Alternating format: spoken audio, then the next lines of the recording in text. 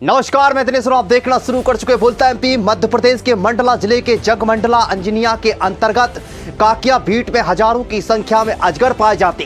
1500 hectare का यह क्षेत्र अजगरों की बस्ती कहा जाता। यही बस्ती दमदम के नाम से भी जानी जाती, क्योंकि यहाँ की जमीन व चट्टानें खोखली होती हैं, जहाँ चलने से कदमों की धमक से आवाज आती है। यही कारण है कि इसे दमदम भी कहा जाता है। यहाँ पाए जाने वाला अजगर रॉक पाइथन प्रजाति का है। को देखने के लिए यही सीजन नवंबर से फरवरी यानी ठंड का सीजन होता है। अजगरों को देखने के लिए दूर दूर से लोग पर्यटक आते हैं और अजगरों का आनंद लेते हैं। जरा देखिए ये तस्वीरों को पूर्ण रूप से देखिए कि अजगर किस कदर से ये खोखली जमीनों में अपना अनोखी बस्ती, अनोखा संसार, यहाँ अजगरों की हस्तियां हैं। मंडला के काकिया बीट में संभल कर चलें यार। 1500 हेक्टेयर का क्षेत्र जहाँ बहुत अधिक रॉक पाइथन प्रजाति के अजगर पाए जाते हैं। ये अजगर 4 से 15 फीट लंबे होते हैं। जरा सुनिए यहाँ के अजगरों की कहानी। रेंजर ललिका तिवारी की जुबानी।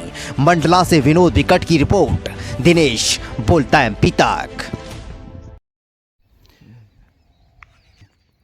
अजगर दादा जो क्षेत्र है, इसके लिए हमने अपने परिक्षेत्र स्तर से एक प्रोजेक्ट यहाँ इस क्षेत्र को इको पर्यटन विकास केंद्र के रूप में विकसित करने के लिए भेज रखा हुआ है।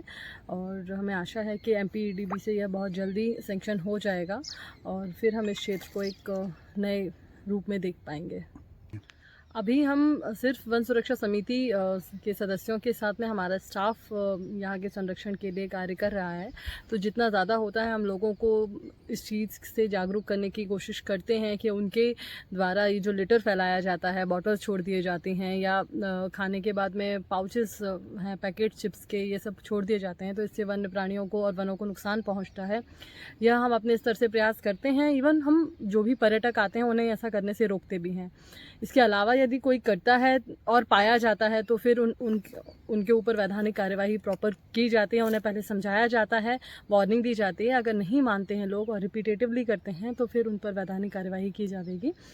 परंतु ऐसा देखा गया है कि यहाँ लोगों के समझाने से लोग समझते हैं, क्योंकि उन्हें अजगर दादर से एक मोह है, क्योंकि देखते हैं एक लगाव है इस क्षेत्र के लोगों को। इस क्षेत्र की खासियत यही है कि यह जो क्षेत्र है पूरा अंदर से हॉलो है। जो चट्टानें हैं यह अंदर से खोखली हैं, जिसमें प्राकृतिक आवास अजगरों का पाया जाता है।